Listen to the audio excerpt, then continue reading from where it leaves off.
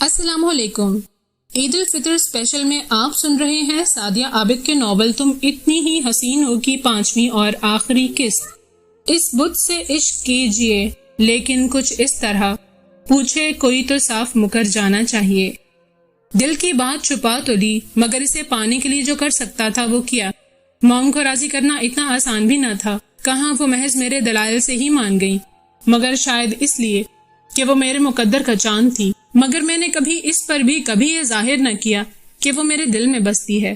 میرا خیال تھا کہ عورت کو محبت کا احساس مل جائے تو وہ خود پسند ہو جاتی ہے، اس لیے میں نے اس سے کبھی نہیں کہا اور جان کر اسے تنگ کرتا رہا.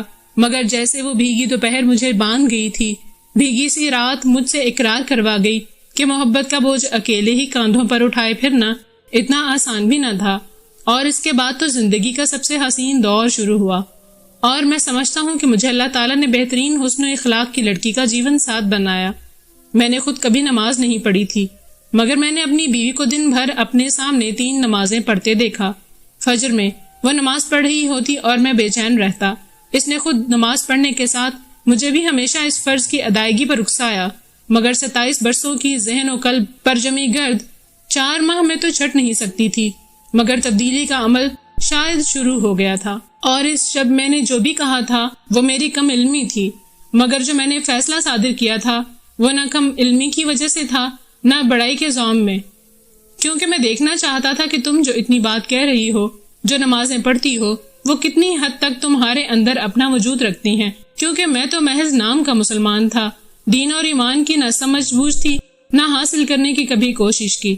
مگر تمہارا رونا، تمہاری باتیں میرے دل پر اثر کر رہی تھیں. تم نے میری کسی بات سے کبھی انکار کیا ہی نہیں تھا، اور اس شب تم نے میری بات ماننے سے انکار کیا تو میں دیکھنا چاہتا تھا کہ وہ طاقت کیسی ہے کہ جس کی خاطر، جس کے خوف کا اثر تمہارے چہرے اور آنکھوں پر درج ہے. اس کے بعد میں نے تم سے ناراضگی کا ڈرامہ کیا اور تم پر نظر رکھی. 3 دن میں ہی بے چینی مجھ پر سوار ہونے لگی، اور 5ویں روز میری گاڑی سے ایک 17-18 سال کے لڑکے کا ایکسیڈنٹ ہو گیا. میں تو ان میں سے تھا کہ خون میں لت پت تڑپتے لوگوں کو یوں ہی چھوڑ جاتا تھا. مگر اس شام میں نے اس لڑکے کو اٹھا کر ہسپتال پہنچایا، اس کے والدین سے رابطہ کیا. وہ دونوں مجھے دعائیں دیتے نہیں تھک رہے تھے. اس لڑکے کے والد نعیم الزمان صاحب مقامی کالج میں اسلامیات کے پروفیسر ہیں. ان سے بات کر کے مجھے کافی اچھا لگا. 2 دن تک میں ان سے ملا. وہیں ان کا کوئی طالب علم ان سے ملا تو وہ اس کو بہت کچھ سمجھا رہے تھے. وہ روزے سے نہیں تھا، اس لیے روزے کی اہمیت اور افادیت اسے سمجھائی. میں نے بھی ان کی نادر باتوں سے فیض حاصل کیا، اور پھر میں نے ان سے رہنمائی حاصل کی، اپنی اب تک کی زندگی بتائی. انہوں نے مجھے دینی کتب پڑھنے کو دی، اور پھر میں اندھیروں سے روشنی تک کا سفر کر گیا. میں ان سے ملنے جانے لگا، اور انہوں نے مجھ سے کہا کہ مجھے روزے بھی رکھنے چاہیے. اور یوں میں نے 27 برس کی عمر میں پہلا روزہ رکھا. انہوں نے ہی مجھے نماز پڑھنا سکھائی، اور آج میرا 3را روزہ تھا اور 15 نمازیں. اب مجھے کہیں چین نہیں پڑتا رفت کہ اتنے برس میں کن راستوں کا مسافر بنا رہا. 27 برس کی زندگی میں محض 15 نمازیں، وہ بھی صحیح ہیں کہ نہیں؟ اتنے برس میرے پاس سب کچھ تھا، سکون نہیں تھا. اب مجھے سکون سا نصیب ہونے لگا ہے، مگر ندامت کم نہیں ہوتی. جس اللہ سے میں 27 برس غافل رہا، اس کے سامنے جاتے ہوئے شرمندگی ہوتی ہے. وہ بلا تھکان بولتا یکدم چپ کر گیا. اس کی خوبصورت آنکھوں سے آنسو گر رہے تھے. رفت نے اس کا ہاتھ تھام لیا. آپ بہت خوش نصیب ہیں مرتقوہ کہ آپ کو اللہ تعالیٰ نے ہدایت کا راستہ دکھایا. اور اللہ تعالیٰ تو وہ ہستی ہے کہ غافل سے غافل، گنہگار سے گنہگار بندے کو بھی اپنے طرف بڑھتے دیکھ اپنی رحمت کے سائے اس پر بچھا دے. اور آپ نے رہنمائی حاصل کی، یہ اس کی رحمت ہے، کیونکہ انسان اچھا کرنے کا سوچ بھی نہیں سکتا کہ جب تک اس کا اللہ اس کے ساتھ نہ ہو. اس کی آواز خوشی سے کانپنے لگی. تم مجھے معاف کر دینا رفت کہ میں نے تم سے وہ سب کہا. اس نے ہاتھ جوڑ دیے جنہیں وہ لمحہ ضائع کیے بنا تھام گئی. میں نے آپ کو معاف کیا، اور آپ بھی مجھے معاف کر دیں کہ جانے انجانے میں آپ سے بدتمیزی یا آپ کے نافرمانی کی مرتکب. ایسے مت کہو، تم میرے لیے انعام کی صورت ہو. اللہ تعالیٰ سے میرے حق میں دعا کرنا کہ وہ میرے سابقہ گناہ اور غلط سوچ، کفرانہ باتیں سب کچھ معاف کر دیں، اور مجھے اپنی رحمت کے سائے میں جگہ عطا فرما دیں. آمین. اس نے دل سے کہا اور اس کے سینے پر سر رکھ کر آنکھیں موند لیں، اور چند ندامت کے آنسو اس کے گھنیرے کالے بالوں میں جذب ہو گئے. رمشا ولاس کا ماحول یکدم ہی بدل گیا. مرتقوہ ہاشمی کے بدلے روپ کو دیکھ جہاں رمشا حیران تھی، وہیں مرتضی ہاشمی نادم کہ انہیں تو بچپن سے یہی ماحول دیا گیا تھا جسے انہوں نے یونیورسٹی کے 4 سالوں میں تبدیلی کے عمل سے گزارا، اور رمشا ہاشمی کی رفاقت میں دین کو ہی بلا بیٹھے کہ کہاں وہ باقاعدگی سے 5 وقت کی باجماعت نماز ادا کرتے تھے۔ بیٹے کے بدلے روپ نے ان کے اندر ندامت سی بھر دی تھی، جسے محسوس کر کے وہ دونوں ان کی رہنمائی کرنے لگے، اور پھر وہ 2 سے 3 روزے رکھنے والے ہو گئے۔ رمشا ہاشمی ان کے ہاتھ ہی نہیں لگتی تھی۔ رمضان کا آخری عشرہ شروع ہو رہا تھا اور آج خلاف توقع وہ ڈنر پر سب کے ساتھ موجود تھیں کہ پچھلے دنوں وہ اتنی مصروف رہی تھیں کہ ان کے آنے جانے، کھانے پینے، سبھی چیزوں کی سیٹنگ بالکل آؤٹ ہو کر رہ گئی تھی۔ تم مجھے اتنے غور سے کیا دیکھے جا رہی ہو؟ کیا کوئی بات کرنی ہے؟ رمشا کافی دیر سے رفت کی نگاہیں خود پر جمی محسوس کر رہی تھی کہ بالآخر اسے ٹوک ہی گئیں۔ نہیں جی، وہ آپ، اور پلیز رفت، تم پڑھی لکھی ہو، کیا ڈھنگ سے بات تک نہیں کر سکتی؟ وہ اس کی ہکلاہٹ پر چڑی تھیں، جبکہ وہ دونوں متحیر سے ان دونوں کو دیکھنے لگے۔ ایسی بات نہیں ہے موم، مگر مجھے کہتے ہوئے اس لیے ہچکچاہٹ ہو رہی ہے کہ کہیں آپ ناراض نہ ہو جائیں، وہ اب کے اعتماد سے بولی۔ نہیں تم کہو، میں مائنڈ نہیں کروں گی، پانی پیتے ہوئے بولی۔ وہ موم، آپ کا ویٹ، جب آپ نکاح کی دوپہر حویلی آئی تھیں، کسی کو یقین ہی نہیں آیا تھا کہ آپ مرتقوہ کی مدر ہیں، محض مرتقوہ کی ایلڈر سسٹر لگ رہی تھیں، لیکن اب آپ کافی چینج ہو گئی ہیں۔ کہ آپ کا ویٹ بڑھ رہا ہے، جس کی وجہ سے آپ اپنی عمر سے پہلے کم لگتی تھیں اور اب زیادہ لگنے لگی ہیں۔ وہ ڈرتے جھجکتے بات مکمل کر گئی، جبکہ انہیں تو کہانی میں مزید آگے بڑھنے سے پہلے آپ سے درخواست ہے کہ اگر ابھی تک آپ نے سبسکرائب نہیں کیا تو سعدیہ عابد کے ناول سبسکرائب کر دیں۔ جبکہ انہیں تو اچھو لگ گیا، کھانسنے سے آنکھوں میں نمی جھلکنے لگی، جبکہ وہ دونوں رفت کو انہیں دیکھنے لگے کہ جیسا اس نے کہا تھا ویسا تو تھا ہی نہیں، وہ آج بھی کافی ینگ اور سمارٹ تھی۔ واٹ؟ وہ چیخیں۔ آئی ایم سوری مام، میں اس لیے نہیں کہہ رہی تھی کہ آپ مائنڈ نہ کر جائیں، بٹ اٹس ٹرو، وہ بات پر زور ڈال کر بولی۔ رمشا بیٹے اور شوہر کو دیکھنے لگی کہ بہو کی بات کی تصدیق ان سے کروا سکیں۔ رفت نے اسے اشارہ کیا اور وہ رفت کی ہی ہاں میں ہاں ملانے لگا، اور یہی مرتقوہ ہاشمی نے بھی کیا۔ رفت بیٹی ٹھیک کہہ رہی ہے رمشا، کیونکہ تم نے کچھ ماہ سے خود کو اتنا مصروف کر لیا ہے، خود پر دھیان ہی نہیں دے سکی۔ Yes you are right Murtaza, کیا میں بہت زیادہ موٹی ہو گئی ہوں اور اوور ایج کی لگ رہی ہوں؟ ان کے خوبصورت چہرے پر فکر مندی امڈی پڑ رہی تھی۔ زیادہ نہیں، اور تم اپنا دھیان رکھو گی تو سیٹ ہو جائے گا ویٹ، ڈونٹ وری، پریشان کرنے والے انداز میں گویا تسلی دی تھی، اور انہوں نے پیالی میں نکالا کسٹرڈ سائیڈ میں کر دیا۔ میں ابھی سے اپنی ڈائٹ کا خیال رکھوں گی، دل میں سوچا تھا۔ موم آپ سویٹ تو لیں، یہ مرتقوہ تھا۔ نہیں، ابھی سے میں نے اپنی ڈائٹنگ شروع کر دی ہے، میں کچھ دنوں سے جم اور واک پر بھی نہیں جا سکی ہوں، کل سے ہی یہ سب دوبارہ سٹارٹ کرتی ہوں، وہ متفکر سی کہہ رہی تھی۔ لمحوں میں انہوں نے لائحہ عمل تیار کر لیا تھا۔ موم، اس طرح تو آپ کافی ویک ہو جائیں گی، آپ پر کام کا اتنا برڈن بھی تو ہے۔ کام کل سے مرتضیٰ اور تم دیکھ لینا، مجھے ابھی صرف اپنا خیال رکھنا ہے، لوگ تو میری مثالیں دیتے ہیں، اور کہاں نہیں۔ انہوں نے جھرجھری سی لی اور وہاں سے واک آؤٹ کر گئیں۔ یہ سب کیا تھا رفت؟ موم تو ہمیشہ کے مانند خوبصورت اور سمارٹ ہی ہیں، تم نے وہ سب کیوں کہا؟ ان کے جاتے ہی الجھن زبان پر آ گئی اور وہ تفصیل کے ساتھ وجہ بتانے لگی۔ لیکن مجھے نہیں لگتا کہ موم اس طرح روزے رکھنا شروع کر دیں گی۔ کریں گے مرتقوہ، اور ان میں زیادہ کردار ڈیڈی کو ادا کرنا پڑے گا۔ اور وہ تیار ہو گئے اور ان سب نے مل کر ان کو راضی کرنے کی کوششیں شروع کر دی کہ وہ بالآخر رضامند ہو ہی گئیں۔ رمضان کا تیسرا عشرہ بہت اچھے سے گزرنے لگا اور اللہ تعالیٰ نے تو بھٹکے ہوئے لوگوں کو راہ راست پر لانے کا فیصلہ کر لیا تھا۔ سارے مراحل خود بخود طے ہوتے گئے تھے۔ روزے کے ساتھ وہ 5 نہیں 2 نمازیں تو پڑھنے ہی لگی۔ رمضان المبارک کا بابرکت مہینہ بگڑے ہوں کو سنوارتا، اندھیروں سے اجالوں کا سفر کراتا، اپنے جلوے میں بہت سی نعمتیں اور رحمتیں نچھاور کرتا آج الوداع ہو گیا تھا۔ عید کی شب وہ ہلکا پھلکا سے تیار ہوئی، مرتقوہ کی منتظر کہ وہ دیر سے آنے کا کہہ گیا تھا، اور 1:30 بجے کے قریب وہ لدا پھندا چلا آیا۔ آپ کہاں چلے گئے تھے؟ شاپنگ کے لیے، مگر ابھی کچھ نہیں دکھاؤں گا، وہاں صوفے پر رکھ رہا ہوں، صبح سب پہن کر تیار ہو جانا۔ وہ خاموشی سے مسکرا دی۔ تم ہر بات بلا چوچنا کیسے مان لیتی ہو؟ کبھی تو کچھ کہا کرو۔ اس کو اپنے قریب کرتے ہوئے شرارت سے کہا۔ آپ غلط کہیں گے تو بحث کی نوبت آئے گی، لیکن آج چاند رات ہے، آپ کو مجھے کچھ گفٹ دینا ہی چاہیے۔ مسز مرتقوہ، یہی بات آپ پر بھی تو لاگو ہوتی ہے۔ دیٹس رائٹ، لیکن میں تو کہیں گئی ہی نہیں جو آپ کے لیے کچھ لے آتی، وہ اسی کی طرح متبسم لہجے میں بولی۔ گفٹ تو میں لایا ہوں اور ابھی دوں گا بھی، اور تمہیں بھی مجھے گفٹ دینا ہی پڑے گا وگرنہ ناراضگی پکی۔ اس کی ناک ہلکے سے دبا کر شرارت سے کہا، آپ کو مجھ سے ناراض ہونے کا کچھ زیادہ ہی شوق نہیں ہے؟ وہ کھلکھلائی اور وہ بھی ہنستے ہوئے اٹھ گیا اور صوفے پر رکھے ڈھیر شاپرز میں سے ایک شاپر اٹھا کر لانے کو کہا۔ سرخ رنگ کی کانچ کی چوڑیاں بہت احتیاط سے اس کی گوری کلائیوں میں سجائیں۔ کیسی لگیں؟ چوڑیوں کو چھیڑتا ہوا استفسار کرنے لگا۔ آپ سے زیادہ حسین اور خوبصورت۔ یعنی میرے خوبصورت ہونے پر تمہیں شک ہے؟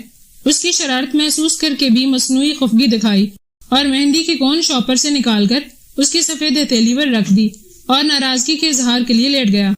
آپ تو جناب کائنات کی ہر شے سے زیادہ حسین اور خوبصورت ہیں۔ آفٹر آل مزاجی خدا کس کے ہیں؟ اور اس پر جھکتے ہوئے کھنکتے لہجے میں بولی۔ اس کی روح تک سرشار ہونے لگی تھی۔ آپ کو کچھ زیادہ ہی خوش فہمی لاحق نہیں ہے مسز مرتقوہ؟ نہیں، بالکل نہیں۔ اور اب زیادہ نخرے مت دکھائیے اور جلدی سے اٹھیے، آخر کو میرے مہندی آپ ہی کو لگانی ہے۔ وہ اس کو اٹھاتے ہوئے بولی۔ نہیں تو میں کیا کوئی مہندی لگانے والی مائی ہوں؟ اب ہیں یا نہیں مجھے نہیں خبر، اب لگانی ہے تو لگائیں ورنہ میں سو رہی ہوں۔ آپ نخرے ہی کرتے رہیں۔ وہ خفگی سے کہتی مڑی کہ وہ اس کی کلائی تھام گیا۔ ایک شرط پر، تمہیں مجھے کوئی خاص گفٹ دینا ہوگا۔ وہ سیدھے ہوتے ہوئے اسے خود پر گرا گیا۔ اس کی ساری شوخی اور تراری اس کی شوخ جسارتوں کی نظر ہو گئی۔ مرتقوہ، اس نے اٹھنا چاہا۔ پہلے میرا گفٹ۔ اٹھنے کی کوشش ناکام بنا گیا۔ میں نے کچھ نہیں لیا تو دوں کیا؟ وہ گڑبڑائی۔ دے تو بہت کچھ سکتی ہو، دینا نہ چاہو الگ بات ہے۔ وہ اس کی گھبراہٹ اور حیا سے محفوظ ہو رہا تھا۔ جیسے آپ صبح گفٹ دیں گے میں بھی عید کی صبح ہی دوں گی۔ جان چھڑانے کو بولی۔ مسز مرتقوہ، ہم تو چاند رات کی سوغات چوڑی مہندی لے کر آئے ہیں، آپ ہماری چاند رات کو سوکھے میں گزر جانے دیں گی؟ Not fair. اس نے اسے نہ چھوڑنے کا تہیہ کر کے ستانے کا ارادہ کر لیا۔ آپ پہلے اپنا پورا گفٹ دیں اور اس کے بعد میں کچھ سوچوں گی۔ وہ اس کی معنی خیزیاں خوب سمجھ رہی تھی، لیکن وہ جو چاہ رہا تھا وہ کرنے کی ہمت تک نہیں کر پائی، تو اسے ٹالنا چاہا اور وہ بھی خلاف توقع مان گیا۔ آپ کو تو کون تک پکڑنی نہیں آ رہی، مہندی کیا خاک لگائیں گے؟ اس کے اندر کی مسرت اس کے چہرے سے جھلک رہی تھی اور اس کی نگاہیں بہکنے کو بےتاب، اور وہ اس کا ہاتھ میں تھامے شوخی سے گنگنایا۔ ہاتھ دیا اس نے میرے ہاتھ میں تو ولی بن گیا ایک رات میں۔ وہ مخمور لہجے میں گنگناتا اس کے ہاتھ پر اپنے حساب سے تو کچھ بہتر ہی بنانے کی کوشش کر رہا تھا۔ اس نے گھبرا کر ہاتھ کھینچنا چاہا تو اس نے سرزش بھری نگاہ ڈالی اور جھینک کر نگاہ چرا گئی۔ اس کا موڈ بہت زیادہ خوشگوار، رومانوی اور شاعرانہ رہا تھا۔ اب کہ اس نے وسیع شاہ کا نہایت خوبصورت مگر بے باکی کی حد تک رومانٹک شعر پڑھا تو یوں محسوس ہوا جیسے جسم کا سارا لہو چہرے پر سمٹ گیا ہو۔ آج بھی وہ تقدس بھری رات مہکی ہوئی ہے، میں کسی میں کوئی مجھ میں ڈھلتا رہا، چاند جلتا رہا، اس کے سرخ کندھاری انار جیسے رخسار کو ہلکے سے چھوا تھا۔ آپ نگاہ نہیں اٹھ رہی تھی۔ اب شرافت سے میرا گفٹ نکالو ورنہ مجھ سے برا کوئی نہیں ہوگا۔ اس کو بھاگنے کو پر تولتے دیکھ پیار بھری دھمکی دی۔ اس نے شرماتے جھجکتے نگاہ اٹھائی، تھوڑی سی گھٹنوں کے بل اونچی ہوئی اور اس کے کان کے قریب جا کر سرگوشی کی۔ مرتقوہ، آئی لو یو، حیا سے کانپتی آواز میں کہا اور اس کے چوڑے سینے میں سما گئی۔ عید کی صبح بہت روشن اور پیار بھری طلوع ہوئی۔ جب وہ دونوں باپ بیٹا عید کی نماز ادا کر کے لوٹے تو وہ دونوں نکسک سی تیار انہی کی منتظر تھیں۔ رمشا ہاشمی نے کئی برس بعد ساڑی کی جگہ پنک کلر کا شلوار قمیص پہنا تھا اور معمول کی تیاری کی بجائے محض آنکھوں میں ہلکی سی کاجل کی لکیر، ہونٹوں پر بیبی پنک لپ سٹک لگائے وہ بہت ڈیسنٹ لگیں۔ رفت نے ریڈ رنگ کی ساڑی اور اس کی میچنگ کی ہر ایک چیز وہی پہنی ہوئی تھی جو رات مرتقوہ اس کے لیے لایا تھا، اور لائٹ سے میک اپ میں وہ اس کا دل دھڑکا گئی۔ اس نے بہت حق سے مرتضی ہاشمی سے عیدی لی۔ اب سب نے بہت پیار بھرے خوشگوار ماحول میں ناشتہ کیا۔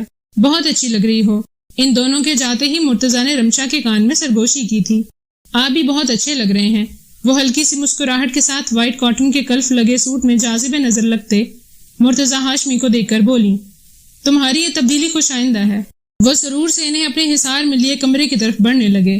یہ سب آپ کی اور بچوں کی وجہ سے ہے، تھینکس اے لاٹ۔ وہ اس سب سے خوش دل میں اطمینان بھی محسوس کر رہی تھی۔ تم آج اتنے برسوں بعد مجھے یونیورسٹی کا وہ حسین دور یاد دلا گئی ہو۔ وہ دن کتنے خوبصورت تھے نا رمشا؟ ان کے لہجے میں گزرے وقت کی خوبصورتی بولنے لگی۔ ہاں، اور میں نے ہمارے اچھے وقتوں کو کس طرح سے نگلیکٹ۔ آج ہم صرف اچھا وقت یاد کرتے ہوئے ان خوبصورت خوشگوار ساعتوں کو محسوس کریں گے۔ برا وقت جیسا بھی تھا گزر گیا، کیونکہ اسے گزرنا ہی تھا۔ مرتضی ہاشمی نے بھرپور طریقے سے سرزش کی تھی اور اس کا ہاتھ تھام لیا تھا، اور وہ بھی مطمئن سی ان کے سینے پر سر رکھتی ماضی کو یاد کرنے لگی تھی۔ وہ دونوں آج حقیقتاً بے حد خوش ہیں، اور اب انہیں باقی زندگی ایسے ہی رہنا ہے، کیونکہ زندگی کا ادھورا پن، بے سکونی تو مٹ گئی تھی کہ وہ دولت اور آسائشات کی طرف بھاگ رہے تھے۔ دینے والی ہستی سے جو فراموشی اختیار کی ہوئی تھی وہ دور ہو گئی تھی، اور وہ رب کی رحمت کے سائے تلے جا کھڑے ہوئے تھے۔ اف، توبہ ہے مرتقویٰ، کہاں سے یاد کیے ہیں آپ نے اتنے شعر؟ اور سچ، آپ کے یہ شعر میرے سر کے اوپر سے گزر جاتے ہیں۔ اس کی اندرونی خوشی اس کے چہرے سے عیاں تھی۔ سیاہ کاٹن کے شلوار قمیض میں اس کی مردانہ وجاہت خوب اٹھ رہی تھی، اور وہ اسے شانوں سے تھامے حکایت دل سناتا بہکنے کو تھا کہ اس نے شعر پڑھنے کا آغاز ہی کیا تھا کہ وہ بری طرح سے چڑھ کر اسے ٹوک گئی تھی کہ اسے شعر و شاعری سے کبھی شوق رہا ہی نہیں تھا۔ مسز، آپ کی محبت میں اور آپ کے حسن پر تو ہم شعر تو کیا پورے دیوان کے دیوان سنا ڈالیں، برجستگی سے کہا گیا۔ مجھے تو معاف ہی رکھیں، پاگل نہیں ہونا میں نے، کوئی کسر باقی رہ گئی ہے؟ اسے مخمور لہجے میں چھیڑا۔ وہ اس سے دور ہو گئی اور اس نے اسے کمر سے تھام کر اس کے شانے پر سر ٹکاتے ہوئے سرگوشی میں پہلے تو اس کی تعریف کی۔ اس کے لبوں پر الوہی مسکراہٹ چمکنے لگی اور محض سے چڑھانے شعر پڑھنے لگا۔ جتنا بولوں جھوٹ، تم اتنا خوش ہوتی ہو، تم کو حسین کہنا کچھ جھوٹ نہیں تو بتاؤ، مجھ کو جھینپ کے کیوں دیکھتی ہو؟ وہ اس کا حصار توڑ کر نکلی اور اسے خفگی سے دیکھا۔ اس نے ہلکے سے آنکھ دبائی تو وہ جھینپ کر نگاہ چرا گئی۔ اپنے دل سے پوچھو، میری نظروں سے کیا پوچھتی ہو؟ اور اگر یہ سچ ہے تو اتنی ہی حسین ہو جتنا میں نے جتایا ہے، تو پھر یہ تو میری نظر کا حسن ہی تم کو بھایا ہے۔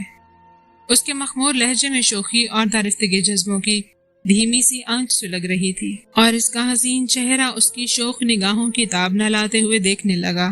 اس نے اسے منہ کھولتے دیکھ لبوں پر انگلی رکھ کر چپ رہنے کا اشارہ کیا اور اسے شانوں سے تھامے آئینے کے سامنے لا کھڑا کیا تھا، اور خود اس کے پیچھے کمر میں بازو حمائل کیے نظم پوری کرنے لگا۔ آئینے سے پوچھو تم کیسی ہو، کیا یہ سچ ہے تم ایسی ہو جیسا میں نے بتایا ہے؟ آئینہ اس کے لفظ لفظ کی گواہی دے رہا تھا۔ اس کا ملکوتی حسن اس کے قریب و پیار کی آنچ سے دو آتشہ ہو گیا تھا۔ اس نے جھجکتی ہوئی نگاہ اٹھائی، آئینے میں نظر آتے اپنے حسین سراپے کے پیچھے چھپے اسے دیکھ تو اسے خود سے زیادہ تو وہ حسین لگا، بہت پیار، بہت پرخلوص، جس کی رفاقت اس کا جیون سنوار گئی تھی اور مزید سنوارنے والی تھی۔ اس کے لبوں پر شرمیلی سی مسکان کتنی بھلی لگ رہی تھی۔ کوئی مرتقویٰ کے دل سے پوچھتا، کتنی بھولی ہو، دیکھو کیا میں نے تم کو بتایا ہے؟ سچ کہتا ہوں جھوٹ کہوں تو تم ہنس دو گی، جھوٹ سے تو تم خوش ہوتی ہو۔ وہ اس پر جھکا تھا۔ میں نے ایسا کب کہا؟ میں کب جھوٹ سے خوش ہوتی ہوں؟ اور اس کا مطلب آپ میری جھوٹی تعریفیں کرتے رہتے ہیں۔ وہ تو جیسے نظم کے اختتام تک صدماتی کیفیت میں آ گئی اور اس نے زندگی سے بھرپور کہکہا لگایا اور ہنستا ہی چلا گیا۔ تم واقعی بہت بھولی ہو جان مرتقویٰ۔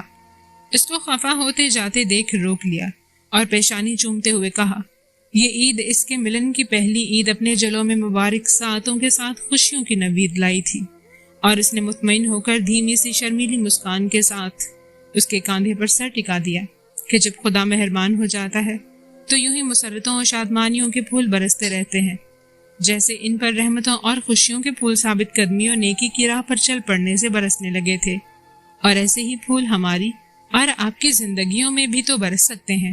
آپ بتائیں، یہ سچ ہے نا؟ عید الفطر اسپیشل میں آپ سن رہے تھے سعدیہ عابد کے ناول تم اتنی ہی حسین ہو کی آخری قسط۔ امید ہے آپ کو ناول پسند آیا ہوگا۔ فیڈ بیک کامنٹ باکس میں ضرور شیئر کریں۔ بہت جلد آپ سن سکیں گے سعدیہ عابد کا ناول میری چاہت میری ریاضت، خاموش محبت کے رنگوں سے سجا رومانوی ناول میری چاہت میری ریاضت بہت جلد آڈیو سیریز میں Sadia Abid the writer official channel پر اپلوڈ کیا جائے گا۔ ناول سننے کے لیے چینل سبسکرائب کرنا مت بھولیں۔ شکریہ۔